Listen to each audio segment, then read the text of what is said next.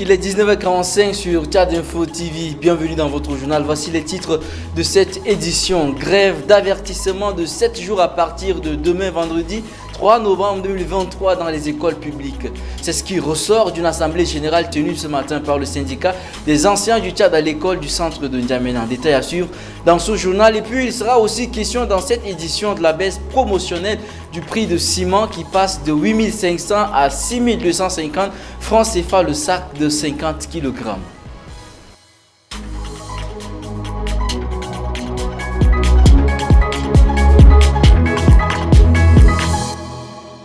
Mesdames et messieurs, bonsoir. La grève des enseignants dans les écoles publiques, le syndicat des enseignants du Tchad lance une grève d'avertissement de 7 jours à compter du 3 novembre 2023. C'est à l'issue d'une assemblée générale qui s'est tenue ce matin à l'école du centre de N'Djamena. Au menu des revendications, la réclamation des effets financiers coupés en 2016. Ngena Ondoum Sentia et Bonaventure Ralombay. Pas de cours dans les écoles publiques à compter de ce 3 novembre. A décidé le syndicat des enseignants du Tchad. Une décision prise ce matin à l'issue d'une assemblée générale. Objectif, réclamer notamment les effets financiers coupés en 2016. Nous avons donné au gouvernement notre bonne volonté de dialoguer pour que l'année qui vient à peine de commencer ne puisse pas être perturbée. Mais nous sommes arrivés au bout de notre souffle. Et c'est pourquoi nous ne pouvons plus contenir la pression de la base. Et voilà, nous croyons que ce qui vient d'être lancé portera forcément de fruits. Cette grève d'une semaine renouvelable intervient juste à peine un mois de la reprise des cours. Et aussi, un message fort pour le gouvernement. Si le gouvernement est sorti du dialogue national, inclusif et souverain, avec des recommandations pour la refondation de l'école tchadienne. Mais on ne peut pas refonder l'école tchadienne sans les enseignants. En 2016, le gouvernement tchadien a procédé à l'abattement des salaires des fonctionnaires. Une décision qui a prolongé le pays dans une grève sans précédent des enseignants.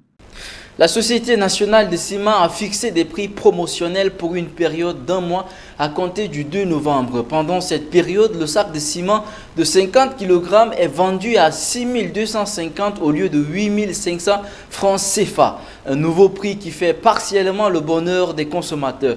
Reportage de Sanda Kapdana, Nkena Wandoum Sentia et Krios Boyom. Ce sac de ciment se vend à partir d'aujourd'hui à 6 250 francs l'unité.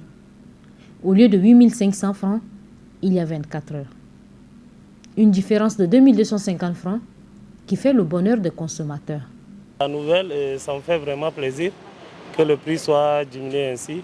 Parce que moi-même, j'ai 2 chambres que je dois faire la chape et crépir. Et depuis là, à cause du prix excessif, là, je n'arrive pas à joindre les 2 bouts. Et maintenant, j'espère que c'est une occasion pour moi de finir quand même mon chantier. Une promotion lancée par la société CIMAF pour une période d'1 mois. Mais cette durée est jugée très courte. Le délai d'1 mois, là, avec les difficultés financières et tout, si on peut prolonger ça à 2-3 mois, ce serait bien. Mais 1 mois, je trouve que c'est insuffisant quand même. Avec encore la rentrée qui vient de commencer, là, 1 mois, c'est très restreint. Si on peut voir ça à 5 mois, même 1 an, où est le problème? C'est vraiment une bonne amélioration, ça s'améliore. Avant c'était 8 000 et maintenant c'est devenu 5 000. C'est vraiment une bonne chose. Mais nous demandons à ceux qui ont le pouvoir de diminuer encore le prix, de faire vraiment le nécessaire. Parce que la vie de maintenant au Tchad est vraiment très difficile, très difficile. Le Tchad est producteur de ciment, mais ce produit reste le plus cher de la sous-région.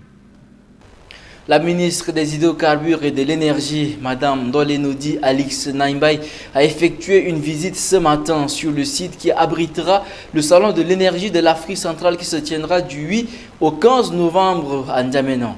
Elle s'est entretenue avec les organisateurs et les partenaires pour s'assurer que tout est prêt pour l'événement. La ministre a exprimé sa confiance dans le succès du salon et son importance pour promouvoir le secteur de l'énergie en Afrique centrale, tout en soulignant l'opportunité pour les entreprises locales de se connecter avec des acteurs internationaux de l'industrie énergétique. Voici un extrait.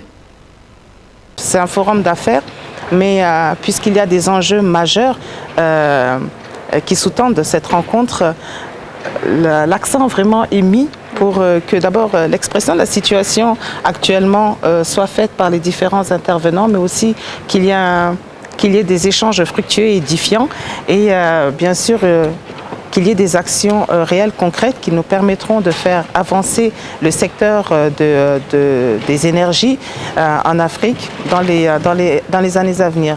Extrait de Noudi Madi Perline et son équipe. L'actualité en bref de ce jeudi porte sur une compilation des informations phares de la journée que vous propose la rédaction. Suivez.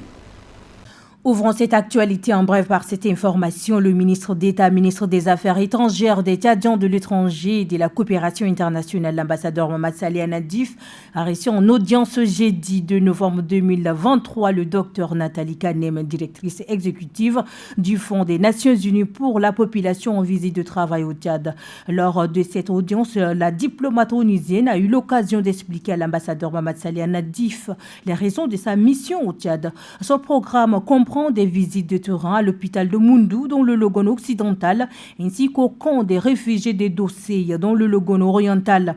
Ces visites permettront d'évaluer les besoins et les défis auxquels sont confrontées les populations locales.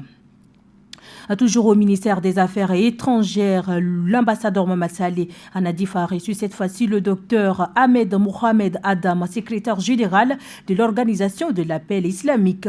Les délégations ont saisi cette occasion pour réaffirmer leur engagement à renforcer la coopération dans le domaine d'intérêt commun. L'Organisation de l'appel islamique joue un rôle essentiel dans divers secteurs tels que l'éducation, la santé, la prise en charge des orphelins et la mise en œuvre de projets visant à améliorer les conditions de vie des populations. À ce 2 novembre 2023, le monde commémore la journée internationale de la fin de l'impunité pour les crimes contre les journalistes. C'est une journée instituée en 2013 par les Nations Unies en hommage aux journalistes français Ghislaine Dupont et Claude Verlon, enlevés puis assassinés le 2 novembre 2013 à Kidal, au Mali. Elle est aussi l'occasion pour les hommes des médias de diagnostiquer les risques liés dans l'exercice de leur métier. Pour clore cette actualité en bref, Moussa Faki Mahamat a reçu ce mercredi par Anthony Blinken à Washington. La rencontre entre le président de la Commission de l'Union africaine et le secrétaire d'État américain s'inscrivait dans le cadre du 9e dialogue de haut niveau entre les États-Unis et la Commission de l'Union africaine. L'initiative doit notamment faire le point de la mise en œuvre des engagements pris lors du sommet États-Unis-Afrique. Anthony Blinken a une nouvelle fois réaffirmé le soutien de son pays à une plus grande représentation de l'Afrique dans les institutions internationales. Le pari sportif, un jeu qui prend de l'ampleur chez les jeunes. Certains en deviennent dépendants jusqu'au point de ne plus s'en passer. Dans les quartiers de la ville de N'Djamena, les jeunes s'activent devant les kiosques pour jouer en espérant gagner plus d'argent. Notre équipe a fait un tour à Abénan. Suivez le reportage de Rasse Mordim, Leila Séverin Masna et Krios Boyon. Jouer pour changer de vie, Ferdinand en fait son slogan. Depuis 4 ans, se licencier en droit à Paris sur des équipes de football pour espérer gagner un jackpot.